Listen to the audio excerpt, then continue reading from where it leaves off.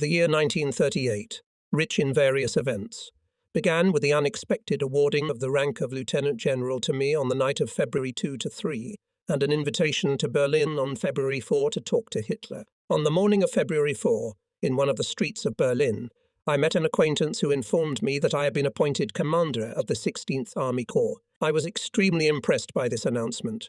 I immediately bought the morning newspaper, in which I was surprised to read the announcement of the resignation of a number of top army officers, including Blomberg, Fritsch, and my patron General Lutz. The invitation to the Imperial Chancellery was mainly for the purpose of announcing this to me. All Wehrmacht Corps commanders lined up in a semicircle in the hall, in the centre of which stood Hitler. He informed us that the reason for the resignation of the Imperial Minister of War, Field Marshal General von Blomberg, was his marriage, and the commander of the ground forces, Colonel General Baron von Fritsch. He is forced to resign because of his violation of criminal laws. About the resignation of other persons Hitler did not spread. We stood as if petrified. The grave accusations made against our higher superiors, whom we considered to be impeccably honest people, struck us in the heart. It was difficult to believe in the plausibility of these accusations, but it should be considered that it is unlikely that the head of state would declare them without good reason. Having finished his speech, Hitler left. Soon we were also released. None of us was able to utter a word. What could be said at such a stunning moment about the future consequences of this event? Blomberg's resignation was a foregone conclusion. He could no longer remain as minister. The case of Fritsch was quite different. A court-martial investigation was proposed. The court-martial, which took place under the chairmanship of Göring, issued an acquittal, contrary to the opinion of the president of the court. The very meagre charges brought against Fritsch were found to be wholly insufficient. A month after the whole sordid affair, we were again assembled, this time at one of the air bases. Here, from the mouth of the chairman of the Supreme Military Tribunal, General Heitz, we heard the verdict in the Fritsch case and its detailed justification. Before the verdict was read, Hitler made a short speech in which he expressed his regret for what had happened and assured us that such incidents would not be repeated. We expressed the wish that Fritsch was fully rehabilitated. The new commander-in-chief of the land forces, Colonel General von Brauchitsch, who was appointed to the post at Blomberg's suggestion, agreed only to Fritsch's appointment as commander of the 12th Artillery Regiment in Schwerin, in order thereby to reinstate him in the army. He was never again appointed to a more responsible position. In view of the disgrace that the Colonel General had suffered, this appointment was an atonement far from satisfactory. Although the witness who had given false testimony against Fritsch was executed on Hitler's orders, those behind the scenes of the whole staging remained unpunished. The death sentence handed down to the informer was a kind of disguise. On August 11, in the training camp of Grossborn in Pomerania, Colonel General Fritsch received the 12th Artillery Regiment. August 13, in the same camp, held exercises, which were attended by Hitler, but his meeting with Fritsch did not take place. One wonders about the noble restraint in Fritsch's behaviour thereafter. Whether it was correct in regard to his political opponents is another question, but in order to draw more reasonable conclusions from the Fritsch case, it is necessary to describe more fully the events of that time and characterize the persons who took part in them. On February 4, 1938, Hitler took office as Supreme Commander of the Armed Forces. The post of Imperial Minister of War remained vacant, and the functions of the Minister of War were transferred to General Wilhelm Keitel, Chief of General Affairs, since these functions were not within the competence of the Supreme Commander-in-Chief. Keitel ever did not receive new official powers, but from that time on he was referred to as Chief of the General Staff of the Armed Forces. General von Reichenau, a sensible, advanced man with whom I was connected by a great friendship, was appointed commander of the 4th Group in Leipzig, which united the motorized corps. After the events of June 30, 1934, the day of February 4, 1938, became the second black day of the general command of the land forces. On both the first and second occasions, the entire German generalship was gravely accused of failing in its duties. This charge was known only to the top of the command. For the majority of the generals, the true background of the whole affair remained unclear. Even in the case of Fritsch, which seemed from the outset implausible and unthinkable, had to first wait for the verdict of the Supreme Military Tribunal and only then to take appropriate serious measures. The new commander-in-chief of the land forces could not make up his mind to take the necessary steps, although he was urged to do so. Meanwhile, the Fritsch case was overshadowed by another, much more important foreign policy event, the Anschluss of Austria. The moment for taking the necessary steps had been lost. All these events indicated that there was distrust between the head of the Reich and the top of the army. This became clear to me, although I could not know the full mechanics of the events that were taking place. I took over the affairs of the corps from my esteemed predecessor, General Lutz of the Panzer Forces. The Chief of Staff of the Corps was Colonel Paulus. Him I had known well for a number of years as an advanced, intelligent, conscientious, diligent, and deeply thinking officer of the General Staff, whose pure aspirations and patriotism were unquestionable. He and I worked in perfect harmony. Subsequently, the unfortunate commander of the Sixth Army in Stalingrad was accused of the most serious crimes. But until Paulus himself will not have the opportunity to justify himself, I cannot believe the charges against him. The commanders of tank divisions were also replaced. Now they were commanded by past Panzer Division, General Rudolf Schmidt, 2nd Panzer Division, General Feil and 3rd Panzer Division, General Baron Geyer von Schweppenberg. At 4 p.m. March 10, I was summoned to the Chief of the General Staff of the Land Forces, General Beck. In top secret, he informed me that Hitler is obsessed with the idea of annexing Austria to the Reich, and that therefore some formations should be considered for the possibility of taking part in the campaign. "You will have to take command of your old 2nd Panzer Division again," Beck told me. I drew his attention to the fact that Feil was a very capable general and would react painfully to this. Beck replied, "At any rate, you will have to command all the motorized units assigned to participate in the campaign." I was proposed to put the headquarters of the 16th Army Corps on alert, subordinating to him, in addition to the 2nd Armoured Division, another compound. Beck agreed to allocate a regiment of the SS Leibstandarte SS Adolf Hitler, which was also to participate in the march to Austria. Bidding me farewell, Beck said, "If they want to carry out the Anschluss at all, now is the most favourable moment for it." I went to my quarters to give the necessary orders, and also to think over the preliminary measures which were to be taken for the fulfilment of the task assigned to me. At about 8 p.m., I was again summoned to Beck's office. After waiting for some time, I was between 20 and 21 hours. I received the order to put the 2nd Panzer Division and the regiment of the SS Life Standard Adolf Hitler into combat readiness and then concentrate them in the Passau area. At the same time, I was informed that all the troops allocated for the march to Austria are under the command of Colonel General von Bock. South of my corps, several infantry divisions would have to force the in, a portion of the force being allotted to move in the direction of the Tyrol. Between 23 and 24 hours. I gave the order by telephone to put the 2nd Armoured Division in combat readiness, and the commander of the regiment of the Life Standard Sepp Dietrich reported it personally. The final point of the march of my subordinate formations and units was specified the city of Passau. Transmission of the order to the 2nd Panzer Division was complicated by the fact that all staff officers of the division, headed by its commander, were on training in the area of the Moselle, near the city of Trier. However, despite this difficulty, the command staff was quickly assembled, and the division went on the march without delay. The distance from the division's cantonment area at Würzburg to Passau was about 400 kilometers, from Passau to Vienna 280 km, and from Berlin to Vienna 962 km. Before I let Sepp Dietrich go, he informed me that he still needed to visit Hitler. It seemed important to me that the realization of the Anschluss should take place without bloodshed, that it should be a joy for both sides. So I had the idea of decorating the tanks with flags and greenery as a sign of our peaceful intentions. I asked Sepp Dietrich to ask Hitler's permission for this, which was received in half an hour.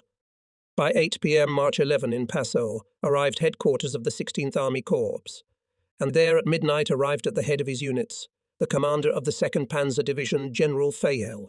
He had neither maps of Austria nor fuel to continue his movement. I had to advise him to use Baedeker's guidebook, which is usually used by tourists. Solving the fuel problem was much more difficult. Although there was a fuel depot in Passau, it was intended to supply troops in case of fighting in the west. According to the mobilization plan, the base could only release fuel for this purpose. The chiefs on whom it depended to solve this issue were not notified of our task, so it was difficult to find them at night. True to his duty, the base commander. Passau flatly refused to release fuel to me, and only when I threatened to use force did he give in. As there was no mobilized transport for fuel, we had to use local means. The mayor of Passau gave us the necessary assistance by placing at our disposal a number of trucks for the transportation of fuel. In order to secure ourselves further, we demanded that the Austrian gasoline stations along the route of our troops should be adapted to a continuous supply of fuel. In spite of all exertions, General Fayel failed to cross the frontier at precisely 8 o'clock in the morning. It was already 9 o'clock. Morning. It was already 9 o'clock when the first units of the 2nd Armoured Division began to cross it, joyfully greeted by the Austrian population. The division's vanguard consisted of the 5th Kornwestthurm, 7th Munich Motorized Reconnaissance Battalions and the 2nd Kissingen Motorized Rifle Battalion. This vanguard, at about noon quickly passed Linz and began to move on towards Polten. I followed in front of the main force of the 2nd Panzer Division. The Liebe Stande Adolf Hitler Regiment moved at the tail of the column, behind the 2nd Panzer Division, which it had joined after making the long march from Berlin. The decoration of the tanks with flags and greenery was well worth it. The population saw that we were marching with peaceful intentions and welcomed us joyfully everywhere. Old soldiers and participants of the First World War with battle orders on their chests stood on the roads and welcomed us. At every stop, the residents decorated our cars and the soldiers were supplied with food. Handshakes, hugs, and tears of joy could be seen everywhere. There were no conflicts in the realization of this long-awaited and repeatedly thwarted Anschluss. Children of one nation who for many decades had been separated by unfortunate politics were jubilant to finally meet each other. The movement of our troops took place on the only road through Linz. It was about 12 o'clock. D-days I entered Linz, where I rested a little and had lunch. When I intended to leave the city to proceed on to St. Pölten, I met Reichsführer SS Himmler and the Austrian ministers Seyss-Inquart and von Gleishorstenow. They informed me that the Führer was due to arrive in Linz by 3 p.m. and asked me to organize a cordon around the road on which he would pass, as well as the market square. I ordered the vanguard to halt in St. Pölten and assigned units of the main force to cordon off the streets and square. Units of the local Austrian garrison also took a voluntary part in this cordon. Some 60,000 people quickly filled the surrounding streets and square. The masses of people were filled with unprecedented enthusiasm, and the German soldiers were greeted with cheers. Hitler's arrival was delayed until after dark. I met the Führer on the outskirts and witnessed his triumphal entry into the city. Hitler made a speech from the balcony of the town hall, which I had the honor of listening to. I have never experienced such enthusiasm as I felt at that hour. Having finished his speech, Hitler visited some of the wounded who had suffered in the skirmishes that had taken place before the Anschluss, and then went to the hotel, where I followed, to introduce myself to the Führer before beginning the march on Vienna. Hitler was very touched by the reception given him by the population in the market square. At about 9 p.m., I left Linz, and at midnight I was already in St. Pölten, from where I headed for Vienna, the head of the vanguard, where we arrived at 1 a.m. on March 13, despite a heavy snowstorm. At Vienna, the great torchlight procession given in honor of the Anschluss had just ended. The streets were filled with festively inclined citizens. Not surprisingly, the appearance of the German soldiers caused great jubilation.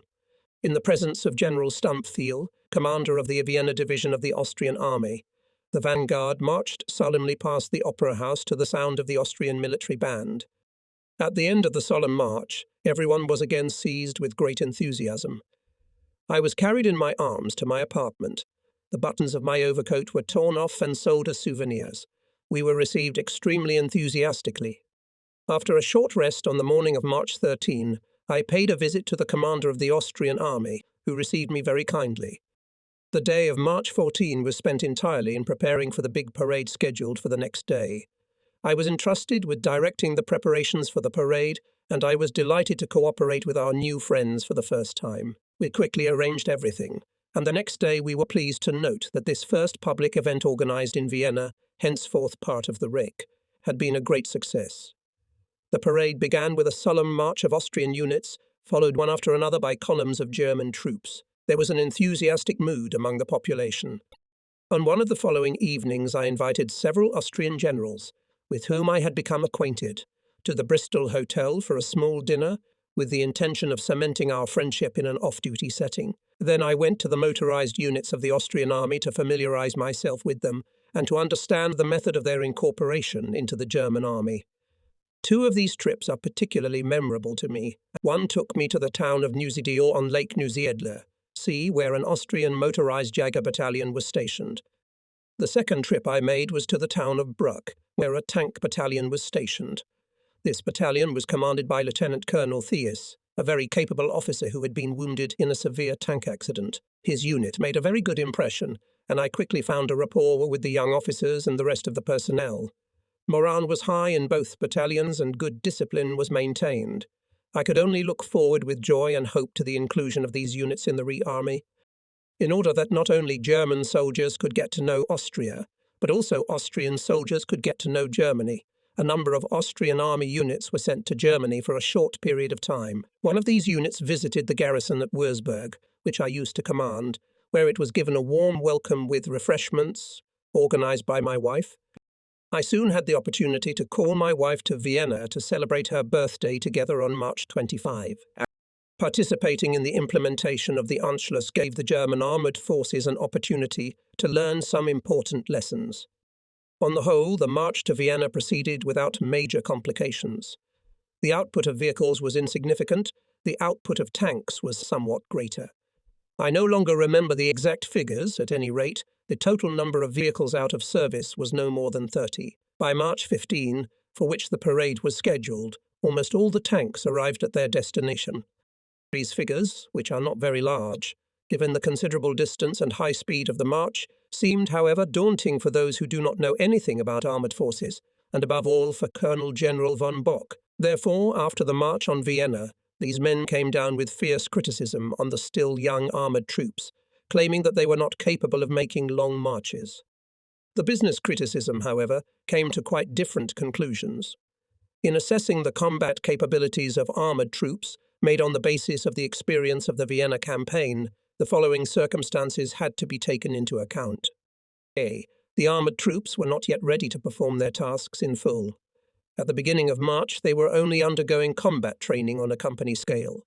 The theoretical training of staff officers, which had been carried out very intensively in the 2nd Panzer Division throughout the winter, was to be completed by the field exercises in the Moselle River area mentioned above. No one had ever thought of organizing a winter exercise on a division scale. The High Command was also insufficiently prepared for this campaign. The decision about it came from Hitler alone. The whole campaign was a complete improvisation, which was for the tank divisions, created only in the fall of 1935, a risky undertaking. The 2nd Armoured Division was to march in 48 hours. In making this impromptu march of 700 km, and the regiment of the SS Leibstandarte Adolf Hitler, about 1,000 km, yet this task was largely accomplished. The most important drawback that was revealed during the march was the unsatisfactory repair of equipment, especially tanks. This defect had been noted already during the autumn manoeuvres of 1937, but the measures proposed in March 1938 for its elimination were not taken into account. Such deficiencies were not repeated in the subsequent period. There were serious difficulties in the supply of fuel, but these were quickly overcome. In view of the fact that no ammunition was consumed during the campaign, only relative conclusions could be drawn in this respect. Ammunition will be sufficient if taken care of in advance. The results of the campaign, in any case, confirmed the correctness of the theoretical justifications for the applicability of tank divisions for the solution of operational tasks. The range and speed of the tanks proved to be higher than expected. The troops' confidence in their forces was strengthened, and the command learned a lot from the march. It was proved that more than one motorized division can move on a single highway without difficulty. The correctness of the idea of organization and operational use of a motorized corps was also confirmed. It should be emphasized that the Vienna campaign only made it possible to draw conclusions about the readiness, movement and support of armoured divisions, but not about their combat effectiveness. Further showed, however, that in this respect too, the German armoured forces were then on the right track. Winston Churchill, in his remarkable and extremely important book Memories, gives, however, a completely different account of the events of the Anschluss. I consider it necessary to quote the following excerpt from this book. For a long time, the Austrian F-Lieutenant had dreamed of a triumphal entry into Vienna, the party organization of the National Socialist Party in Vienna scheduled for Saturday, March 12, a torchlight procession to meet the victorious heroes. However, there was no one to meet. No one showed up. We had to carry 3 confused Bavarians from German rear units, who had arrived by train in Vienna to provide the invasion troops with apartments through the streets of the city. The reason for the delay of the German troops became clear later. The German motorized armada hesitantly rumbled across the border and stopped near the town of Linz. Despite excellent weather and good roads, most of the tanks were unable to keep moving. Motorized heavy artillery units had accidents. The road from Lips to Vienna was clogged with stuck heavy vehicles. Responsible for the fact that in front of the whole world was demonstrated unpreparedness of the German army was considered Hitler's favorite General von Reichenau, commander of the Fourth Army Group. Traveling by car through Linz, saw the confusion in the movement of his troops, which caused his furious anger. Light tanks somehow made their way through the traffic jams formed on the roads and one by one arrived in Vienna on Sunday morning. The heavy tanks and motorized artillery were loaded on railway platforms and thus transported to Vienna in time to take part in the ceremony. The picture of Hitler's entry into Vienna, where he was greeted by crowds of people, both jubilant and gripped by fear, is known to all. However, this moment of illusion of glory had its shadow side. In reality, the Führer was seething with anger because the flaws in his military mechanism had been revealed. He lashed out at his generals with scolding, but they said they were not to blame. They reminded the Führer that he did not want to listen to Fritzsch's warning about the risk for Germany to go to a larger conflict. Outward splendor was maintained, after all. Official festivities and parades took place. Apparently Winston Churchill was misinformed. As far as I know, no military echelons arrived from Bavaria to Vienna on March 12. It turns out that the 3 confused Bavarians should have arrived in Vienna only by air. German motorized armada, it is true, was delayed in Linz. But this I did only to arrange a meeting with Hitler. Otherwise the troops would have been in Vienna in the afternoon of the same day. The weather was bad. It rained in the afternoon, and a heavy snowstorm came up during the night. The only road on which the troops travelled from Linz to Vienna was dismantled in many sections, as repair work was being done at the time, and the other sections were also in extremely poor condition. Most of the tanks arrived in Vienna without any accidents. Accidents in the heavy artillery units could not have occurred, as we had no heavy artillery at all at that time. There were also absolutely no traffic jams on the road. General von Reichenau had only been appointed commander of the Fourth Army Group on February 4, 1938, and could not be held responsible for the occasional disruptions in the material, because he had only been in his new position for 5 weeks. Nor could his predecessor, Colonel General von Brauchitsch, be held responsible for the condition of the Fourth Army Group, since he, too, had held that position for a short time. As already mentioned, I myself met Hitler on his entry into Linz. He did not look angry in any way. On the contrary, it was perhaps the first time I had ever seen him joyfully excited. During the speech Hitler made in Linz from the balcony of the town hall in front of the enthusiastic masses of people, I stood near him and had full opportunity to observe him. Tears were indeed streaming down his face, and it was obvious that this was not the theatrical effect. At that time we mostly had only light tanks. Heavy tanks, as well as heavy artillery, were almost non-existent, so they could not deliver them to Vienna by rail. No general was scolded by anyone, at least not that I was aware of. Nor, therefore, was there any reaction to this, about which I also know nothing. As for me personally, Hitler treated me exceptionally politely during these days of March, both in Linz and in Vienna. The only remark that was made to me came from Colonel General von Bock, Commander-in-Chief of all the troops participating in the march.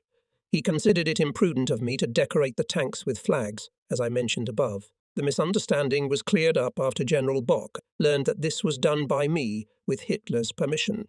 The very same German motorized armada, which had hesitantly rumbled across the border, found itself in a position, being only slightly improved, to triumph in 1940. In a short-time victory over the obsolete armies of the Western countries. Memoirs Winston Churchill clearly shows his desire to prove as if the political leaders of Britain and France believed that in 1938, the prospects for war would be favourable to them. The military leaders of the said countries, on the other hand, were more sceptical. They were well aware of all the weaknesses of their armies, but they did not know how to rebuild them in a new way. German generals also wanted peace, but not because they considered themselves weak or afraid of innovation, but because they believed in the possibility of achieving the national aspirations of the people by peaceful means. The 2nd Armoured Division was left in the Vienna area and was replenished with Austrian contingents in the fall. The SS Leibstander Regiment and the headquarters of the 16th Army Corps returned to Berlin in April. The vacated barracks in Wurzburg housed the 4th Panzer Division under General Reinhardt, formed in the fall of 1938. In addition, the 5th Panzer Division and the 4th Light Division were formed. During the summer months of 1938, i.e. under peacetime conditions, as Corps Commander, I supervised the training of personnel. My duties consisted mainly of inspecting subordinate units and formations. This gave me an opportunity to get to know the officers and the rest of the personnel and to lay the foundations of the trust between us which had been shown during the war and of which I had always been so proud. On August 1, 1938, I moved into the government apartment assigned to me in Berlin. In the same month, the Hungarian Regent Horthy and Prime Minister Erregte visited Berlin. I was present at their meeting at the station, at the parade dinner at Hitler's house, as well as at the performance given in honour of their arrival in the Opera House.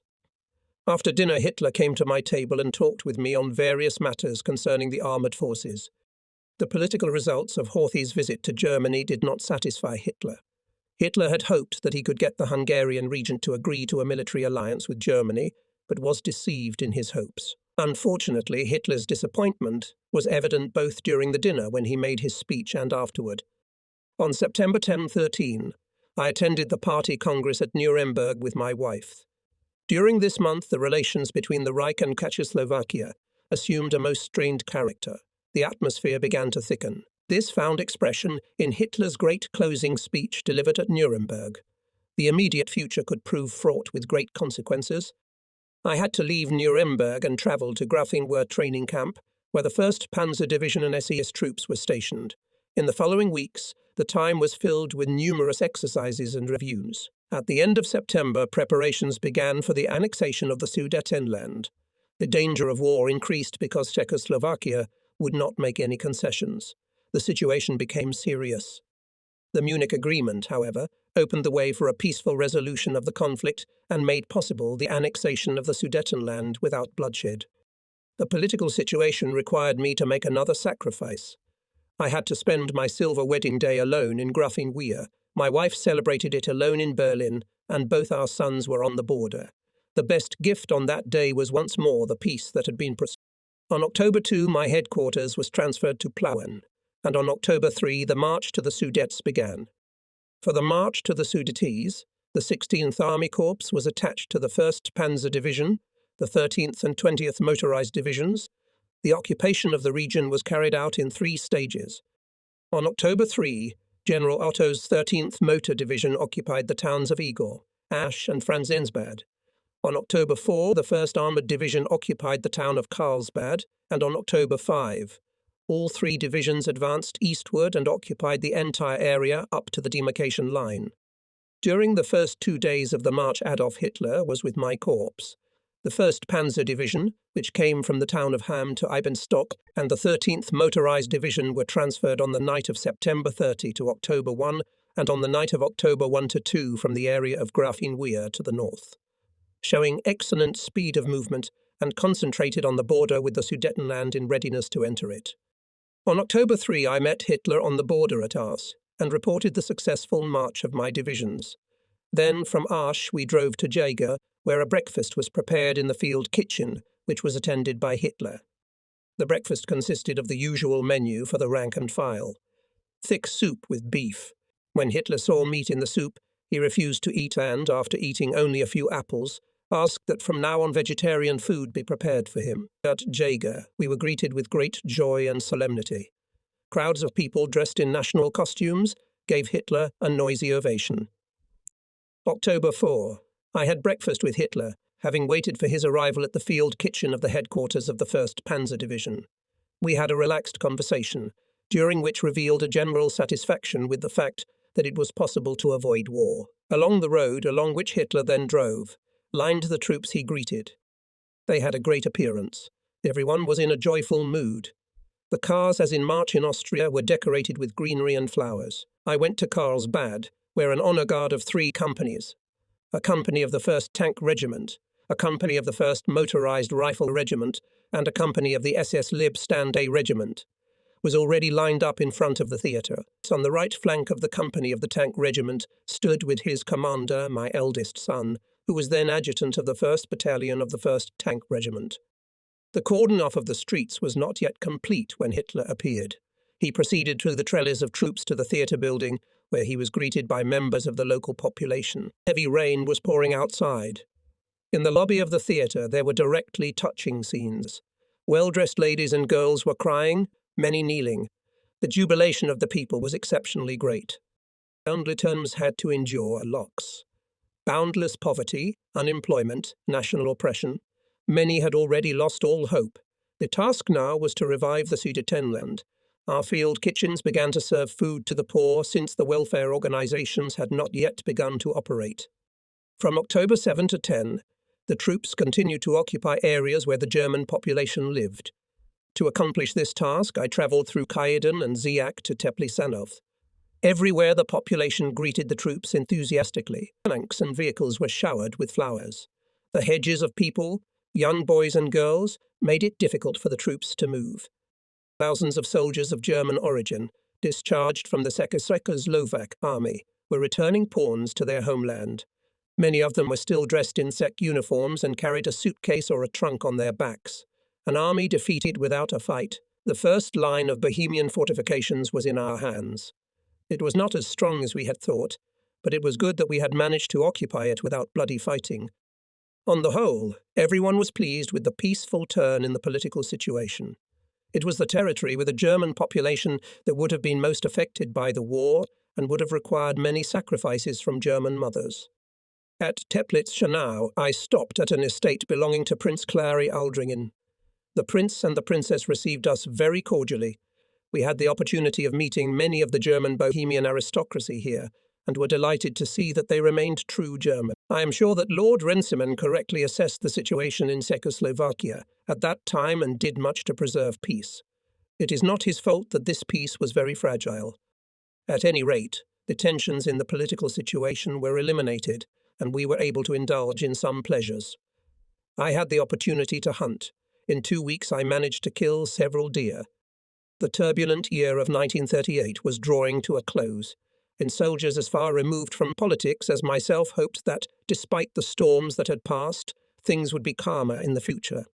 In our opinion, as a result of the increase in the territory and population of the Reich, a long period would follow for the assimilation of the new areas and the consolidation of the newly gained positions, which had so strengthened Germany's position in Europe, without any war that we would be able to realize our national goals peacefully. I had the opportunity of seeing with my own eyes the situation in Austria and in the Sudetenland. For all the enthusiasm with which the Anschluss was greeted there, it should be noted that the economic condition of these 2 areas was very unfavourable. The great differences between Austria and Germany in the forms of government required a long period of peace to eliminate these differences, so that in the end the whole of Germany would become a single organism. The Munich Agreement seemed to offer opportunity to realize all these aims. Hitler's major foreign policy achievements erased the unfavorable impression of the February crisis. Under the impression of successes in the Sudetenland past almost unnoticed replacement in September, the Chief of Staff of the Army, General von Beck, General Galder, resigned because he did not agree with Hitler's foreign policy course, considering it dangerous. He made a proposal that the generals, in order to preserve peace, demonstratively expressed their general opinion, but Brauchitsch, unfortunately, rejected the proposal and did not familiarize the generals with it. I returned from the Sudetenland to Berlin, also convinced that a long period of peace had arrived. Unfortunately, I was profoundly mistaken at that time. At the end of October, a local celebration was held in Weimar for the consecration of the new building of the Elephant Hotel, at which Hitler was present. I, as commander of the 16th Army Corps and chief of the Weimar garrison, was also invited to this celebration, which opened with an official meeting in the city castle and ended with a speech by Hitler before a huge crowd gathered in the open air. In this speech, Hitler was exceptionally harsh against England, especially Churchill and Eden. I did not have to hear his previous speech. delivered in Saarbrücken, as I was in the Sudetenland at the time, so I was extremely surprised to learn that the atmosphere was heating up again. After Hitler's speech, the guests were invited to dinner at the Hotel Elephant. Hitler called me to his table, and I had the opportunity to talk with him for almost 2 hours. During the conversation, I asked him why he was so strongly opposed to England. He explained it by the fact that the British, in his opinion, showed insincerity during the negotiations with him in Godesberg, as well as the exceptional impoliteness towards him by prominent Englishmen who visited him. Hitler allegedly told Ambassador Jenderson, "If I have any more sloppily dressed visitors, I will order my ambassador in London to come to the king dressed in a sweater. Pass this on to your government." Hitler was infuriated by what he considered to be an insult, and said that in fact the British do not seek sincere reconciliation. He was particularly hurt by the insincerity of the British, because he had originally attached great importance to relations with England, wishing to establish long-term cooperation with it. Despite the conclusion of the Munich Agreement, Germany was once again in an extremely tense and unstable situation. This caused great disappointment and serious anxiety. In the evening, on the day of the holiday, the Weimar Theatre showed Aida. I sat in the Führer's box. During the dinner arranged after the performance, I was again invited to Hitler's table. The conversation was on general topics, sometimes about art. Hitler talked about his trip to Italy and about the production of Aida in Naples. At 2 o'clock in the morning, he moved to the table where the artists were sitting. After returning to Berlin, I was summoned to the Commander-in-Chief of the Land Forces. He informed me that he intended to create a new position, Inspector of Mobile Troops, which will be responsible for the state of motorized troops and cavalry. The Commander-in-Chief himself sketched out a draft regulation on the new position and familiarized me with it. The draft stipulated that the inspector would have the right to make inspections and prepare annual reports. According to the draft, the inspector received no command functions, no rights to draw up and issue manuals and instructions, and no influence on matters of organization and personnel. I therefore declined such an uncertain position. A few days later, General Bodevin Keitel, Chief of the Army Personnel Department, came to see me, and on behalf of the Commander-in-Chief of the Army again offered me the newly established post. I again refused, exhibiting the same motives as before. Then Keitel revealed to me that the new post is created not on the initiative of Brüchich, but at the request of Hitler himself, and therefore I should not refuse it. I could not hide my disappointment. Why did the Commander-in-Chief from the beginning did not tell me exactly from whom the order to create the new post comes? I reiterated my refusal and asked Keitel to convey to the Führer the reason for my refusal, and to say that I was prepared to report to him personally my thoughts on the matter. A few days later, I was summoned to Hitler and spoke to him privately. Hitler asked me the reasons for my refusal. I reported to him about the chain of command existing in the General Command of Land Forces and the basic principles of the regulations for the new agency drafted by the Commander-in-Chief.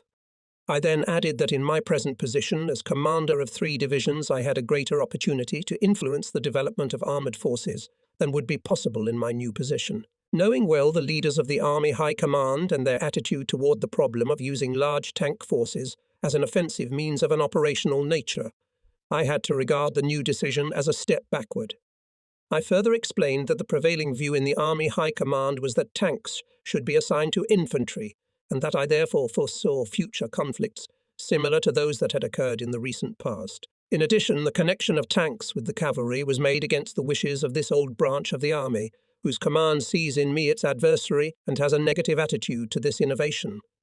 There is an urgent need to modernize the cavalry, but the general command of the land forces and the old cavalry officers are even against it. I ended my explanation with the following words: "The rights that will be granted to me will not be sufficient to overcome all obstacles, and I foresee constant friction and conflicts as a consequence. Therefore, I asked to leave me in my former position."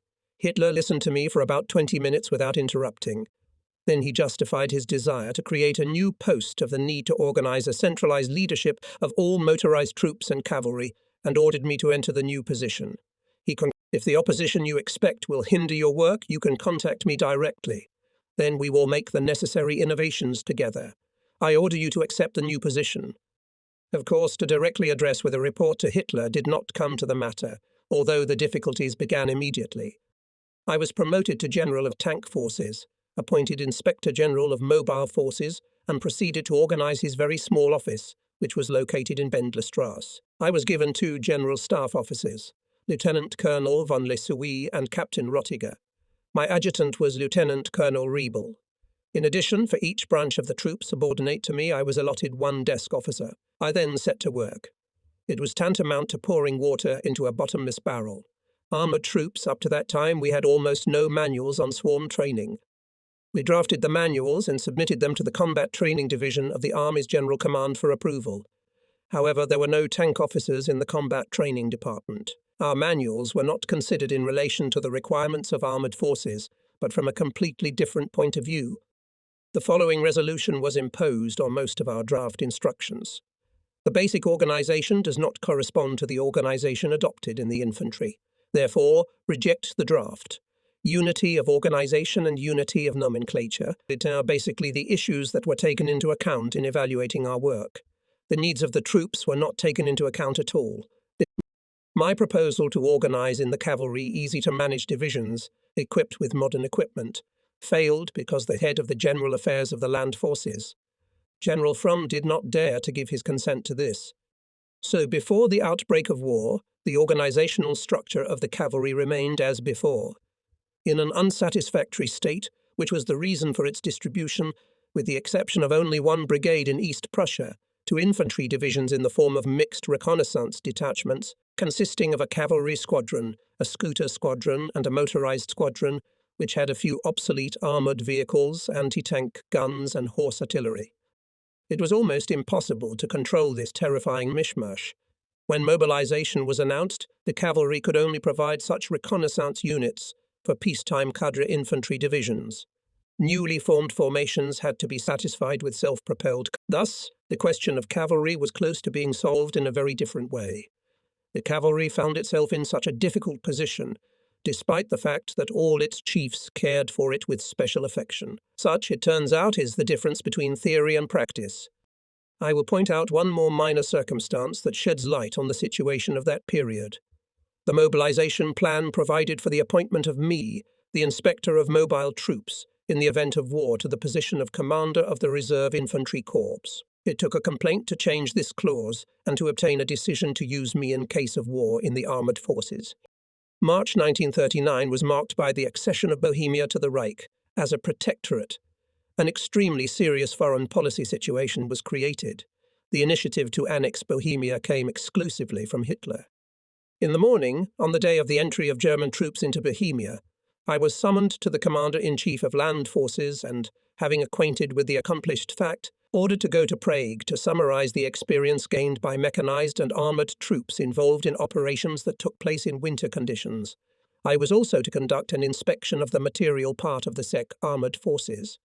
In Prague, I met with General Jepner, who had been appointed after me as commander of the 16th Army Corps, and who told me of his experience.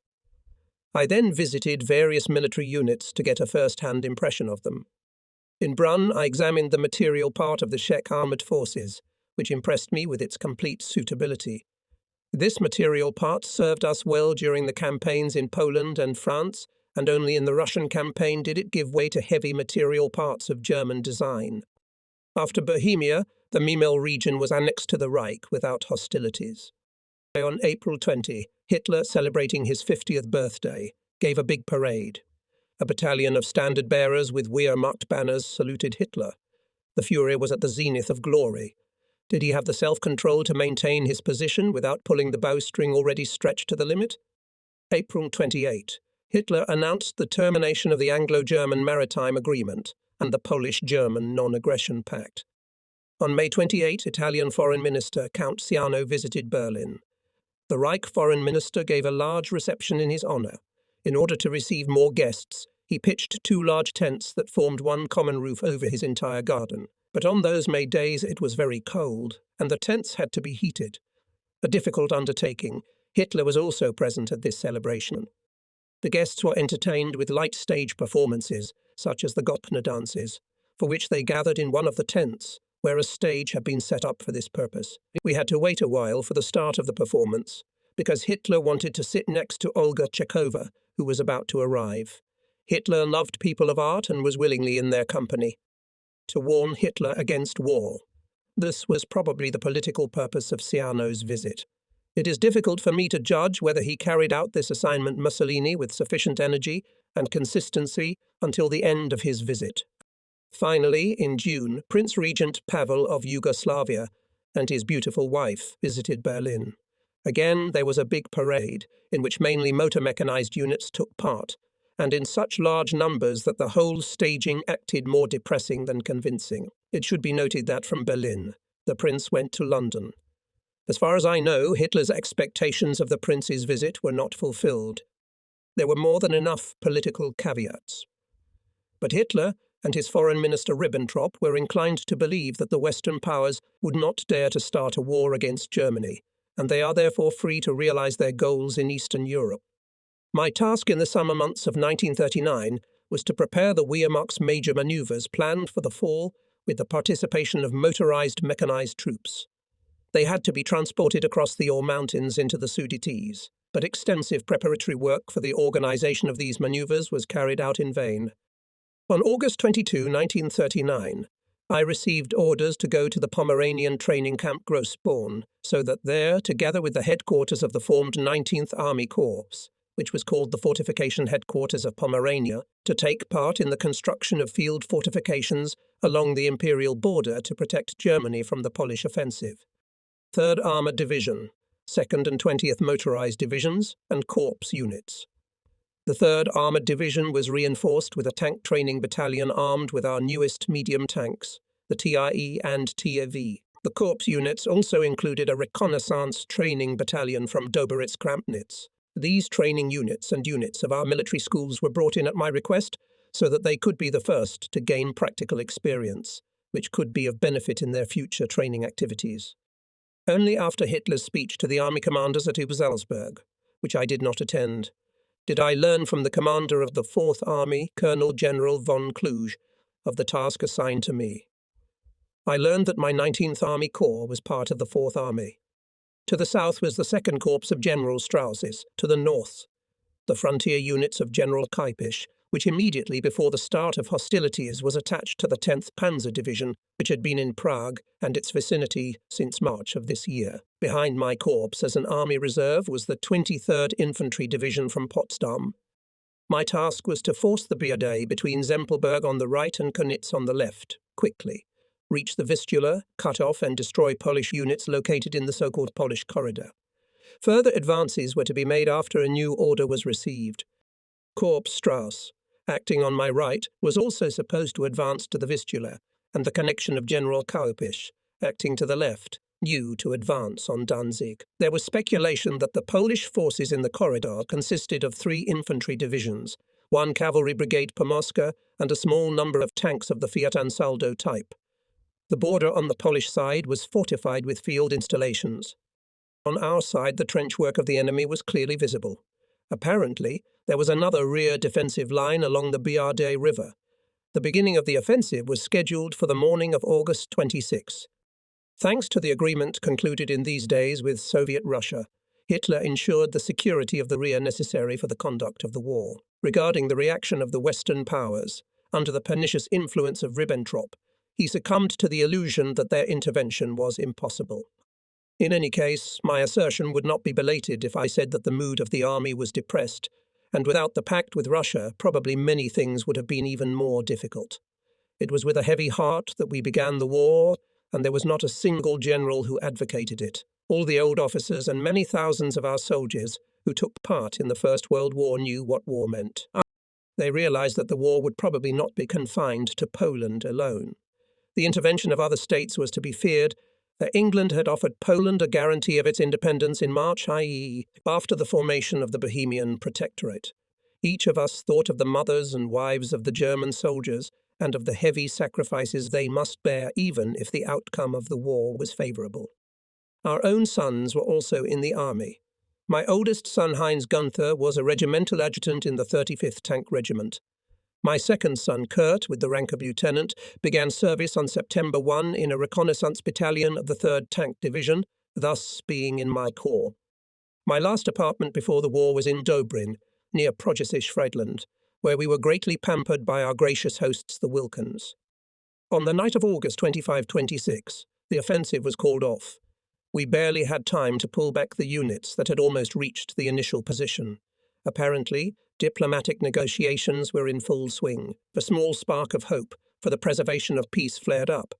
However, it did not bring anything good to the combat troops. August 31 followed a new alarm, this time really combat. The divisions took the initial position along the border. Their position was as follows. On the right, the 3rd Panzer Division of General Baron Geyer von Schweppenberg. Its task? To advance between the rivers Sempolno and Kamienka to the river Bradar, to force this river east of Pruss, at Hammermühl, and then strike in the direction of the Vistula at Schwetz. In the centre, north of the Kamenka River, between Grunau and Ferchow, General Bader's 2nd Motor Division. Its task is to break through the Polish border fortifications and then advance towards Tuchel. On the left, west of Konitz, General Viktorin's 20th Motorized Division. Its task is to capture this town and then advance through the Tuchel Heath and the town of Oschke towards Grodens. The main blow in the offensive was delivered by the 3rd Panzer Division, reinforced by corps units, followed by the Army Reserve. On September 1 at 4 o'clock, 45 men. Corps crossed the border, deploying in battle order. Thick fog covered the ground.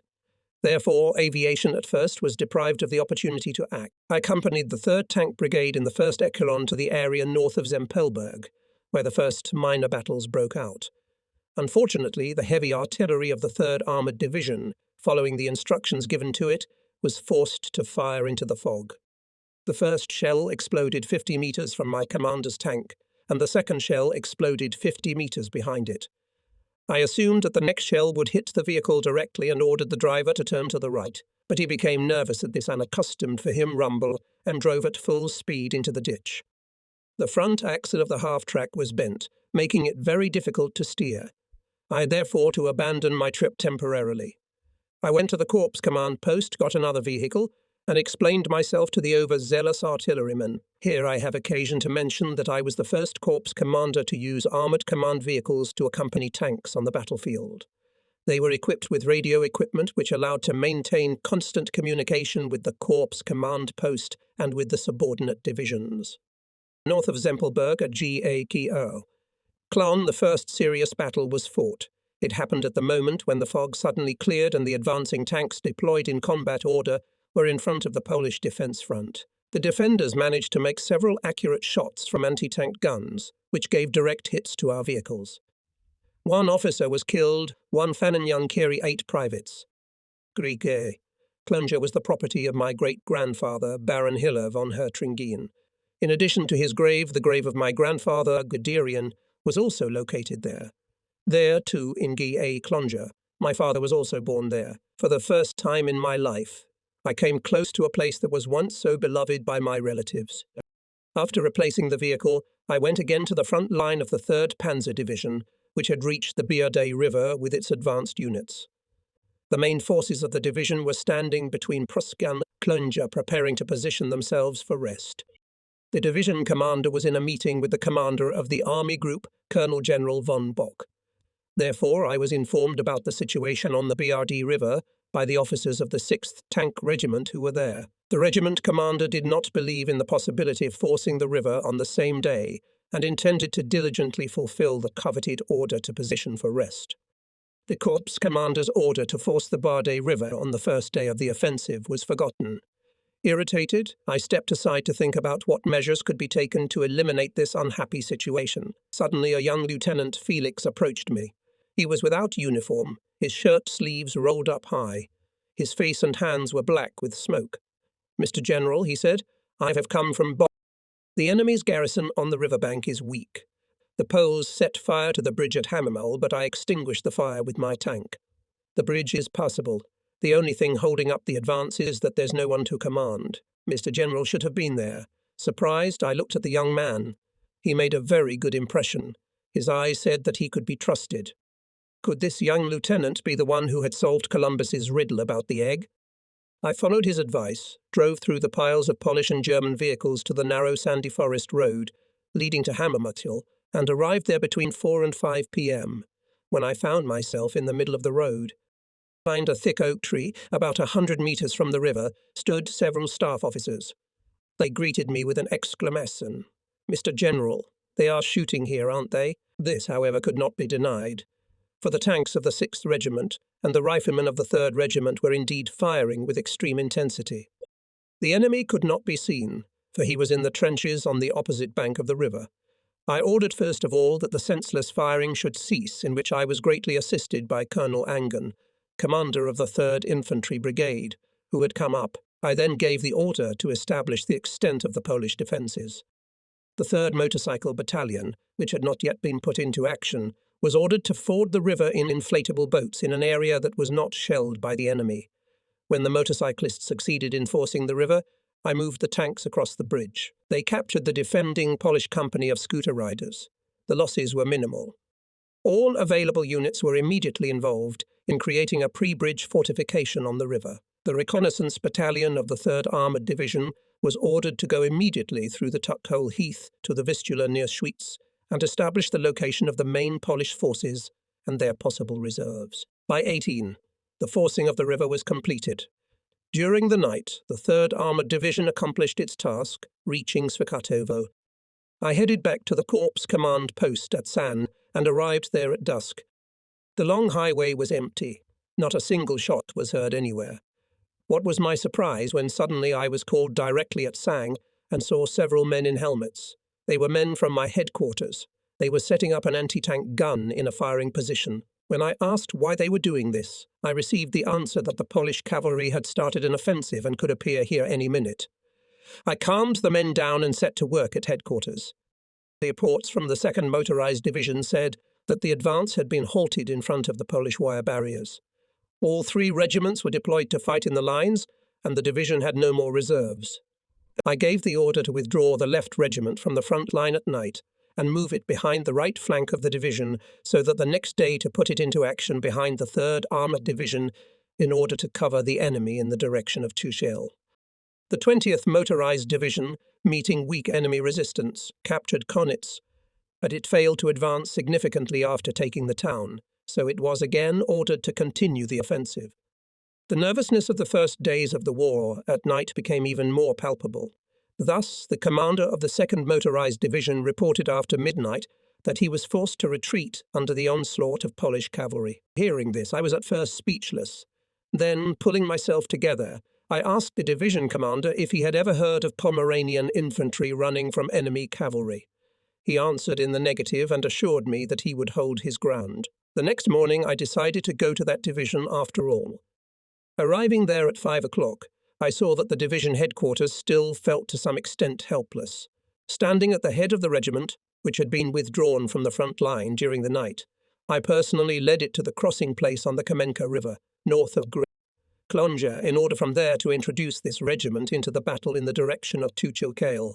Finally, the offensive of the 2nd Motorized Division was quickly on the right track. The panic of the first days of the war was overcome. At night, a reconnaissance battalion of the 3rd Panzer Division reached the Vistula.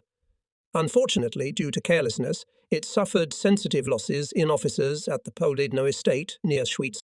The main force of the 3rd Armoured Division was divided by the Brdr River into 2 parts, and during the first half of the day was repeatedly attacked by the Poles on the east bank of the river. Only by noon was it possible to launch a counterattack, and the division fighting in the woods was able to continue the offensive. The 23rd Infantry Division quickly followed the 3rd Armoured Division. Both motorized divisions made significant gains in the Tuchel Heath. On September 3, introducing General Count Brockdorf's 23rd Infantry Division into the battle in the gap between the 3rd Armoured Division, which had advanced to the Vistula River, and the 20th Motorized Division, it was possible, after heavy fighting and various failures, to completely encircle the enemy, who was in front of us in the forest north of Schwyz and west of Grodens. The Polish Pomeranian Cavalry Brigade, due to ignorance of the design, data and modes of operation of our tanks, attacked them with cold weapons and suffered monstrous losses. One Polish artillery regiment was overtaken on the march towards the Vistula by our tanks and destroyed. Only 2 guns managed to open fire. Polish infantry also suffered heavy losses. Part of the transport columns were intercepted and destroyed during the withdrawal. On September 4, The ring around the encircled enemy narrowed. The battle in the Polish corridor was nearing its end.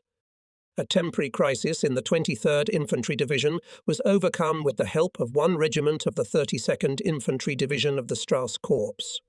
The troops fought brilliantly and were in good spirits. Private casualties were negligible, officer casualties unusually high. The officers fought with greater dedication. General Adam, Secretary of State Baron von Weizsäcker, and Colonel Baron von Funk had lost their sons in the Polish campaign. On September 3, I visited the 23rd Infantry and 3rd Armoured Divisions, saw my son Kurt and admired the towers of Culm, where I was born. On September 4, I watched a battle fought in the woods by the 2nd and 20th Motorized Divisions, after which I arrived at the old German group training camp west of Grodens. At night I visited the 3rd Panzer Division, which, having forced the Vistula, closed the encirclement ring in the east. The corridor was broken through. We could start a new task. But while we were engaged in our difficult craft, the political situation seriously complicated. England, and under its pressure France, declared war on the Reich. Thus our hopes for a lasting peace collapsed. We entered the Second World War. It was clear that it would last a long time and we would have to fight hard. On September 5, Adolf Hitler paid an unexpected visit to the corps. I met him at Pleveno on the highway from Tuchel to Schwitz, got into his car and drove him along the highway where the enemy was pursued, past the defeated Polish artillery to Schwitz, and from there along our front edge of the encirclement ring to Grodens, where he stopped for a while at the blown-up bridge over the Vistula. Looking at the destroyed artillery, Hitler asked, "Our dive bombers must have done this." My reply, "No, our tanks," apparently surprised Hitler. Between Schwitz and Grodens, there were units and units of the 3rd Panzer Division, which had not been used to encircle the Polish army. Among them were the 6th Tank Regiment and the Reconnaissance Battalion of the 3rd Panzer Division, in which my son Kurt served. Our return trip took us through the location of units of the 23rd Infantry Division and the 2nd Motorized Division. During the trip, we first talked about the combat situation in the area of my corps. Hitler inquired about losses. I told him the figures known to me: 150 killed and 700 wounded in the 4 divisions subordinate to me at the time of the battle in the corridor. He was very surprised at such insignificant losses and gave me for comparison the figures of losses of his regiment, list during the First World War after the first day of fighting. They reached 2,000 killed and wounded in one regiment. I could point out that the low losses in these battles against a brave and tenacious enemy must be attributed mainly to the effectiveness of the tanks. Tanks are weapons that greatly reduce the losses of their troops. The belief of soldiers and officers in the superiority of their weapons was greatly increased by the success in the Polish corridor. The enemy lost 2 or 3 infantry divisions and 1 cavalry brigade. Our trophies numbered in the thousands of prisoners of war and hundreds of guns. As we approached the Vistula, on the horizon appeared silhouettes of houses of some city. Hitler asked if it was Culm. I confirmed, yes, it is Culm. I had the honour to welcome you last March in your homeland. Today I can receive you in mine. Culm is the city in which I was born. A few years later, Hitler recalled this scene. Our conversation then turned to technical matters. Hitler wanted to know what in our tanks showed itself particularly well, what needs to be improved. I suggested the need for accelerated delivery of medium tanks TII and TIV to the front line and increase their production. For further improvement of tank design, we should pay attention to the following.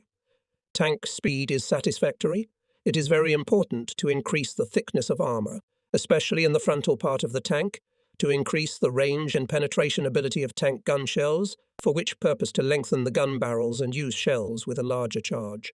The same applies to our anti-tank guns. After announcing his gratitude to the troops for their successes, Hitler left the corps at nightfall. He headed for his headquarters. It should also be noted that the population, taking advantage of the lull in fighting to get out of their shelters, greeted Hitler very warmly and presented him with flowers. The town of Schwitz was decorated with black, white and red flags. Hitler's visit made a very good impression on the troops. Unfortunately, in the further course of the war, Hitler came to the front less and less often, and in the last years he stopped visiting it altogether. Thus, he lost contact with the soldiers and the ability to understand their merits and suffering. On September 6, the Corps headquarters and the forward units of the divisions crossed the Vistula. The Corps command and headquarters stopped at Finkenstein, the marvellous palace of the Counts of Dohna-Finkenstein. This palace was granted by Frederick the Great to his minister Count von Finkenstein. The palace served twice as the headquarters of Napoleon I. The first time the emperor arrived there was when his army was marching across the Vistula River into East Prussia in 1807, fighting Prussia and Russia. Moving through the monotonous and poor Tuckle Heath, Napoleon saw this palace and exclaimed, "A castle at last. This is understandable." There he planned the continuation of his march towards Preastineo, and left a trace of his stay by scratching the floor with his spur. In 1812, before the march to Russia, he came to the palace a second time and lived there for a few weeks with the beautiful Countess Saluska, and it was in this former room of Napoleon's that I took up residence. Unfortunately, our host Count Dohna was ill and lying in a clinic in Berlin, so that I did not have the honour of meeting him and the Countess. The Count's household were so kind as to offer me a deer hunt. As we had no orders as to our further action, and knew only that we were leaving the command of the commander of the Fourth Army and coming directly under the command of the commander of von Bock's army group, I decided to accept the offer, hoping that it would do no harm to the interests of the army. While my divisions were busy crossing the river, I hunted successfully from the evening of September 7 to the morning of September 8, killing a strong 12-year-old deer. The forester of the county forest department, being a man of scrupulously fair judgment, did not venture to accompany me. On September 8, my divisions crossed to the other side of the river at Meave and Kesemark. Events began to develop rapidly. In the evening I was summoned to the headquarters of the army group in Allenstein to receive orders, at 19 hours. 30 minutes. I left Finkenstein between 21 a.m. 30 minutes, and 22 hours. 30 minutes I received a combat mission. The commander of the army group at first intended to give my corps to General von Kuchler's Third Army and to engage it on its left flank from the Arras area in the direction of Lomja, the eastern outskirts of Warsaw. It seemed to me that such a close confinement of my corps to an infantry army was contrary to the character of my branch of the army. I assumed that it would not give me the opportunity to use the speed of movement of motorized divisions, and that with our slow advance the Polish forces defending Warsaw would have a chance to withdraw to the east and prepare a new line of resistance along the eastern bank of the Bug. I therefore proposed to the Chief of Staff of the Army Group, General von Salmut, to leave the tank corps at the immediate disposal of the Army Group and to introduce it into the battle on the left of von Kuchler's army through Wisnia east of the Bug River to Brest. With this, all attempts by the Poles to organize a stable defense in the Warsaw area would be doomed to complete failure. Zalmuth and then Colonel General von Bock agreed to my proposal. Having received the appropriate order, I went to the training camp Arras E, where I called the ordinaries, divisions, to hand them my order.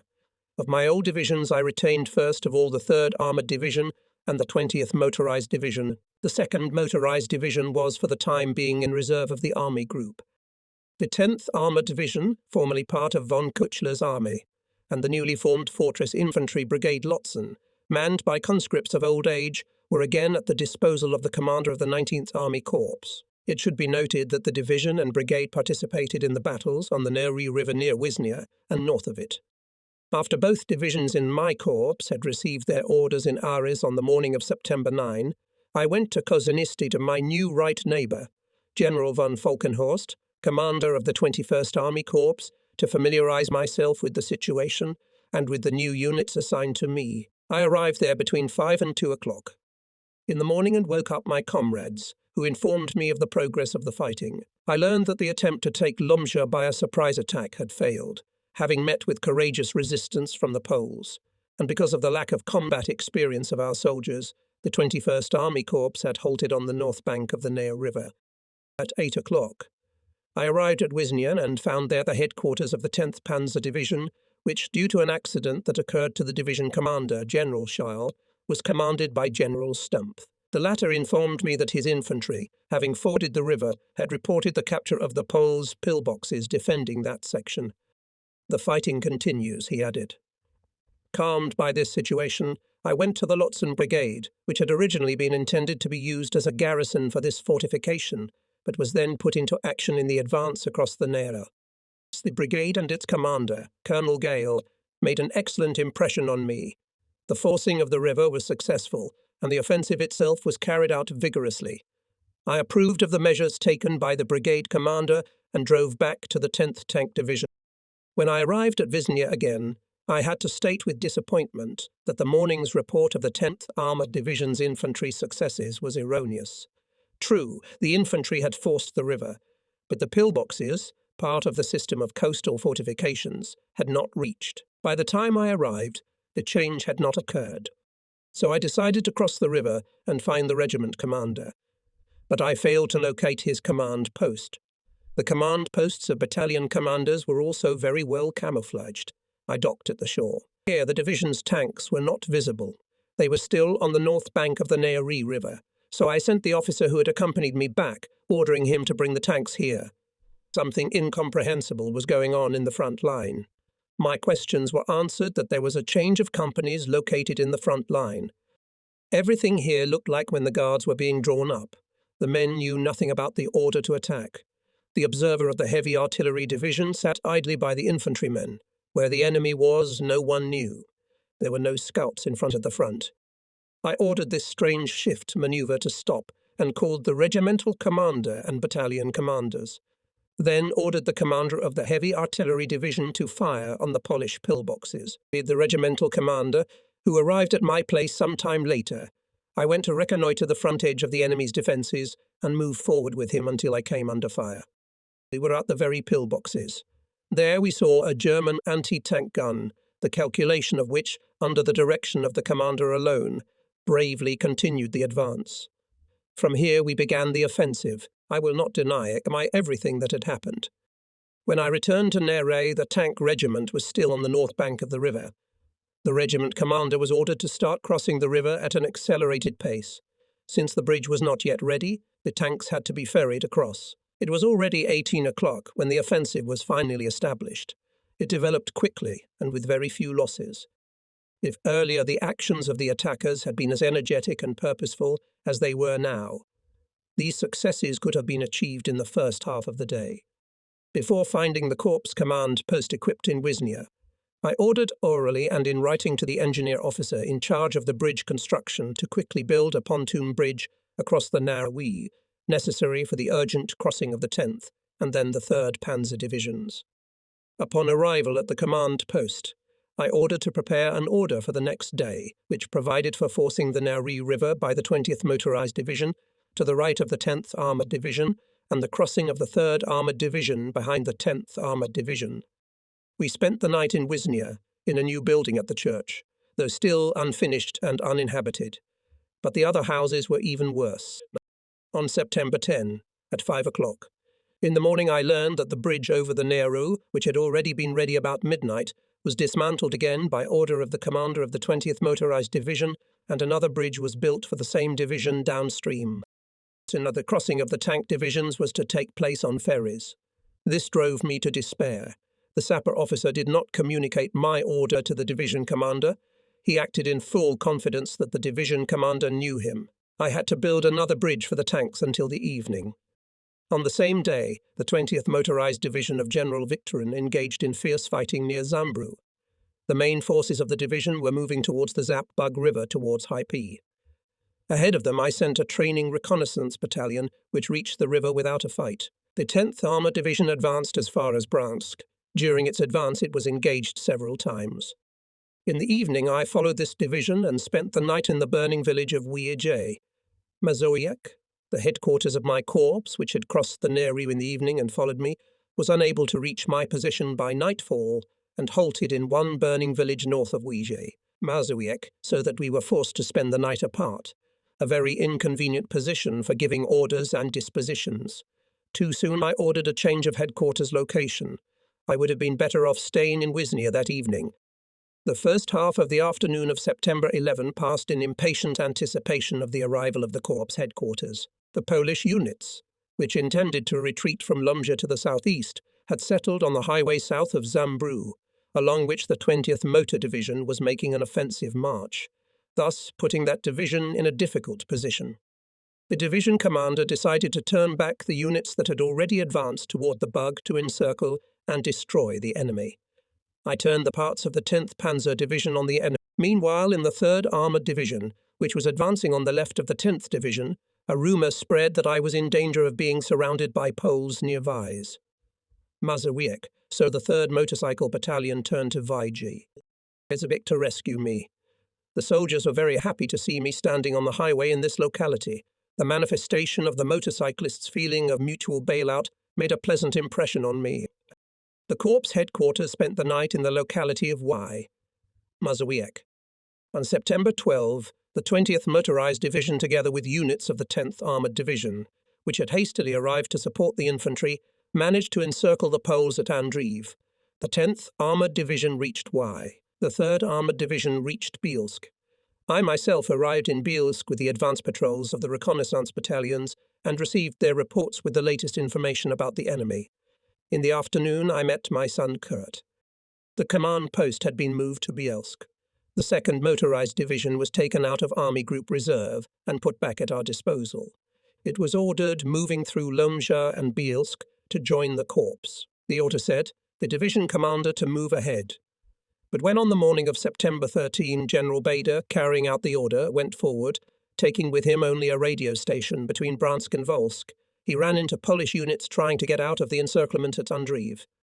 Bader was forced to spend several unpleasant hours under enemy fire until we learned from the signals of his radio operator, who acted quite skillfully, of the general's dangerous position and freed him. This incident was also a good lesson in warfare for armoured troops.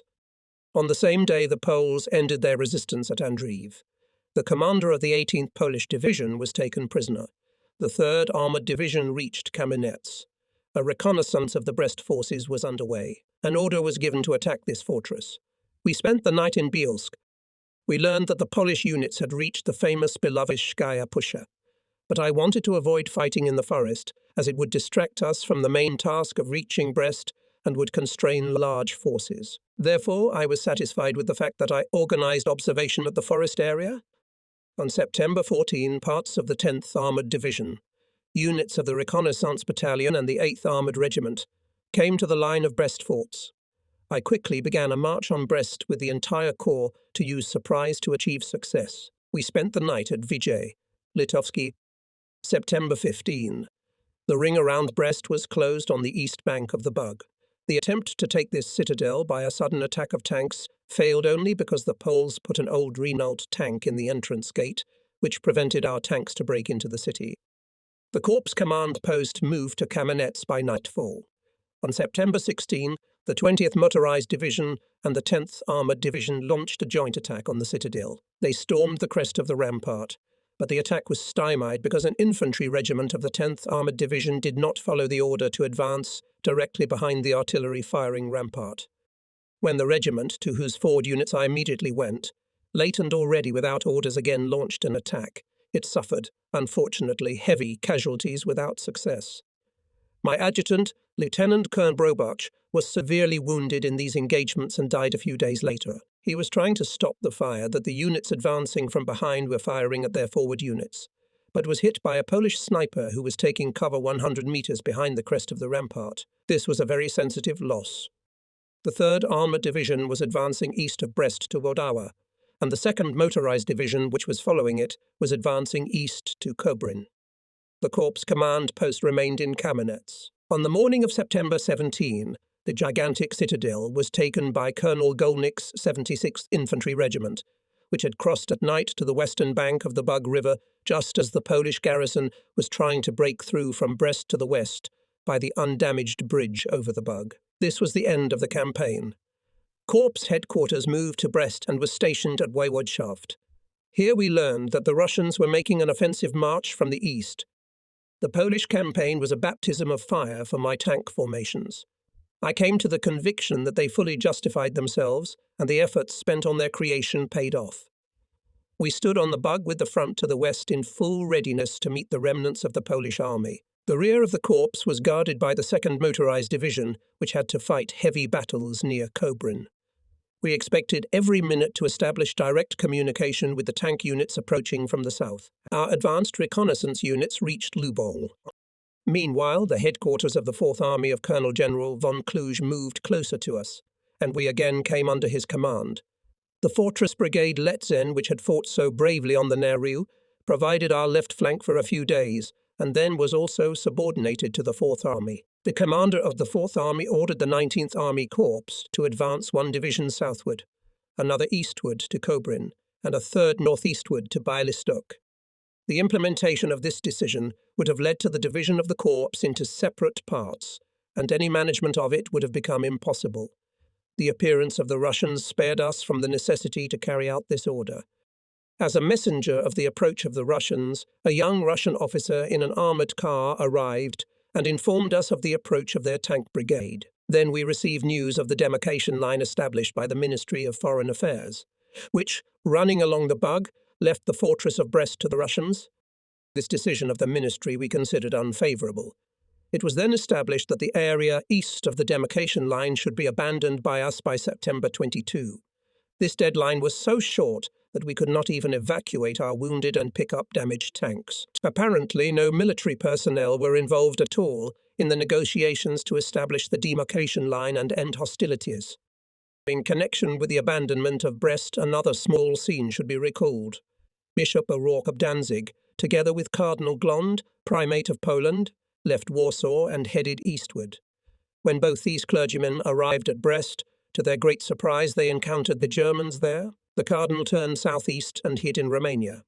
The Bishop of Danzig chose to go northeast and fell right into our hands. He asked permission to speak with me, to which I willingly agreed. The conversation took place in Brest. Since he did not know where he could be safe and did not want to be handed over to the Russians, I advised him to join one of my transport columns that were bringing food and ammunition from Königsberg. From there he could easily reach the Bishop of Ermland and come under his protection. The bishop accepted the offer and, together with his entourage, quietly left the war zone. Later, in a kind letter, emphasizing the traditional chivalry of the German officer corps, he thanked me for my assistance. On the day Brest was handed over to the Russians, Combrig Crivosset, a tanker who spoke French, arrived in the city. I was therefore able to explain myself to him easily. All matters left unresolved in the regulations of the Foreign Office were satisfactorily settled for both sides directly with the Russians. We were able to take everything except the supplies captured from the Poles, which were left to the Russians, as they could not be evacuated in so short a time. Our stay in Brest ended with a farewell parade and ceremony, with the exchange of flags in the presence of Combrig Crivosset. Before leaving the fortress, which had cost us so much blood, we saw my adjutant Lieutenant Colonel Brubakov to eternal rest on September 21. I felt severely the loss of this brave officer and diligent fellow soldier. The wound he received would not have been fatal in itself, but the sepsis that followed affected the heart, which was fatal. On the evening of September 22, we arrived at Zambru. The 3rd Panzer Division was already ahead. It was on its way to East Prussia. The other divisions were following it. The corps as a fighting unit no longer existed. On September 23, we stopped at Gallingen, the beautiful estate of Count Botha Wend of Eilenberg. The Count himself was in the active army, so we were received by his amiable wife and lovely daughter. At their house we rested for a few days. Rest after the rapid march had well invigorated us. My son Kurt bore the campaign well. I had no news from my second son Heinz, for in general during the whole campaign no field mail kept up with the troops. This was a great disadvantage. We now hoped for a speedy return home to our former deployments so that we could quickly get the troops back into combat readiness. At that time we also hoped that a quick victory in Poland would have some political impact and that the Western powers could be persuaded to make a reasonable peace. We believed that Hitler would otherwise quickly decide to launch an offensive westward. Unfortunately, both hopes proved illusory. What Churchill called a strange war had begun. Taking advantage of my free time, I visited my relatives living in East Prussia. Among them I met a nephew from West Prussia who had been forced to become a Polish soldier, and now, freed from captivity, wanted to serve his own people. On October 9, the Corps headquarters was transferred to Berlin. On my way to the capital, I again saw my relatives in West Prussia, who had experienced hard days like the Bromberg Bloody Sunday. I also visited my hometown of Culm, where I found the houses where my parents and grandmother lived. It was probably the last visit to my native places. Returning to Berlin, I soon experienced joy. My eldest son was awarded the Iron Cross I and I class. He had taken part in heavy fighting in Warsaw. I cannot finish the description of the Polish campaign without mentioning my staff, which, headed by Colonel Nearing, Chief of Staff, worked brilliantly. Thanks to its good training and excellent technique in drawing up and issuing orders and instructions, the staff contributed greatly to the success of the corps. On October 27, I was summoned to the Imperial Chancellery.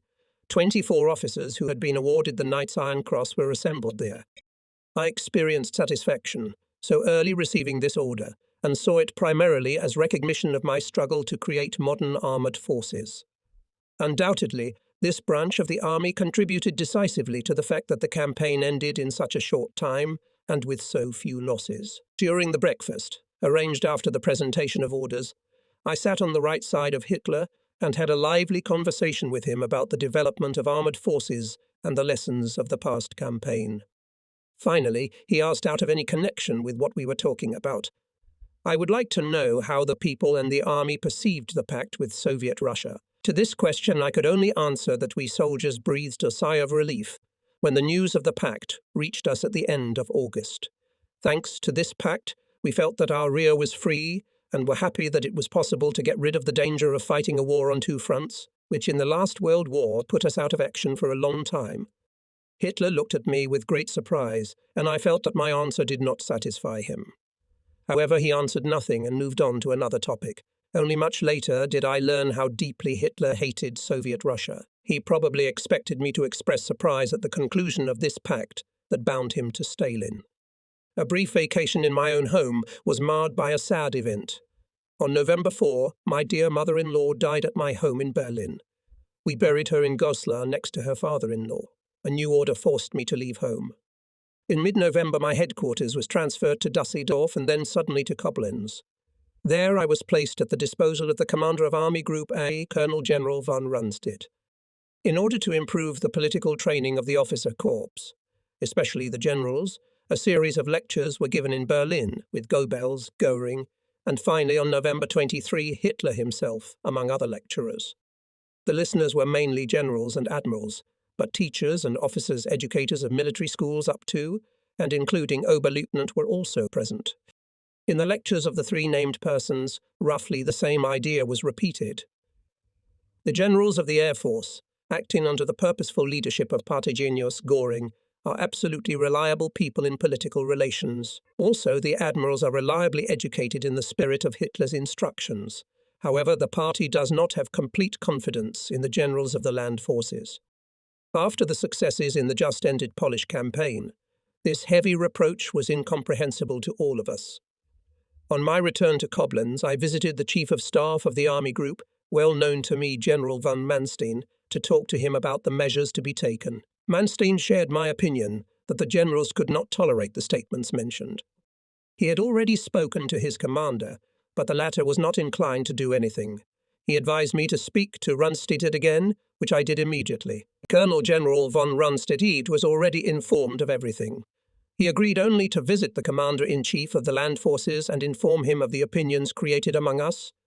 I objected to him, saying that the reproaches were in the first place deliberately directed at the Commander-in-Chief of the Land Forces, and that he had personally heard them. The point was precisely to approach Hitler from the other side and dispel these unfounded suspicions. General von Rundstedt showed no willingness to take further steps.